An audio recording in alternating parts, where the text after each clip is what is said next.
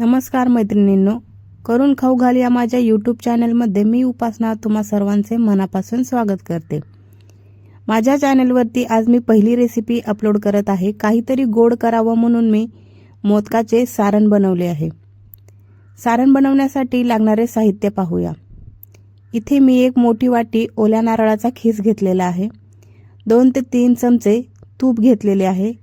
1 वाटी गूळ घेतलेला आहे। खसखस, ड्रायफ्रूट्स, विलायची आणि जायफळ घेतलेला आहे। आता इथे मी गॅसवरती पॅन गरम करून घेतलेला आहे। या पॅन मध्ये आपण 1.5 चमचा तूप ॲड करून घेऊयात। पहा, आता या गरम झालेल्या तुपामध्ये आपण ड्रायफ्रूट्स रोस्ट करून घेणार आहोत। ड्रायफ्रूट्स मध्ये मी इथे मनुके, काजू, बदाम, पिस्ता आणि अक्रोडचा वापर केलेला आहे। तुम्हाला जे ड्रायफ्रूट्स ॲड करायचे ते तुम्ही ॲड करू शकता। आता हे ड्रायफ्रूट्स आपण साईडला करूया आणि या पॅन मध्ये 1 चमचा तूप ॲड करून घेऊया। आता या तुपामध्ये आपण खसखस रोस्ट करून घेणार आहोत। खसखस चांगली रोस्ट करून घ्यायची आहे। ती जर कच्ची राहिली तर खाताना कचकच लागते।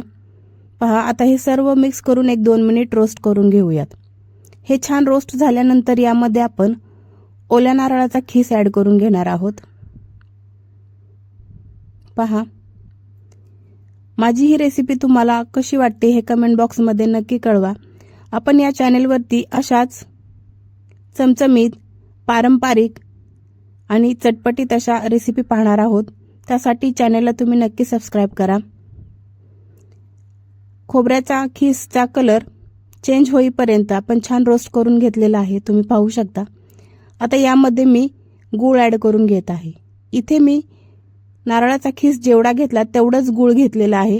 तुम्ही तुमच्या चवीनुसार किंवा तुमच्या आवडीनुसार इथे गोडपणा कमी जास्त करू शकता। पहा, आता हा गूळ आपण या सर्व मिश्रणामध्ये छान मेल्ट करून घ्यायचा आहे। गुळाचे खडे राहिले तर आपले मोदक फुटण्याचे चान्सेस असतात, त्यामुळे इथे पूर्ण गूळ विरघळून घ्यायचा आहे आणि मस्त असं सर्व सारण छान भाजून घ्यायचं आहे। या पद्धतीने तुम्ही मोदकाचे सारण बनवले तर ते सारण अतिशय मऊ लुसलुशीत आणि रसरशीत बनते। तुम्ही नक्की ट्राय करा।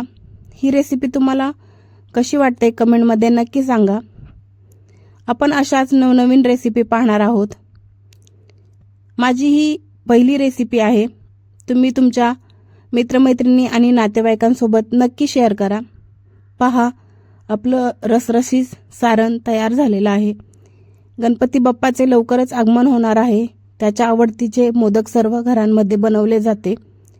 तर तुम्ही हे सारण नक्की ट्राय करा आणि तुम्हाला कसे वाटते ते कमेंटमध्ये नक्की सांगा।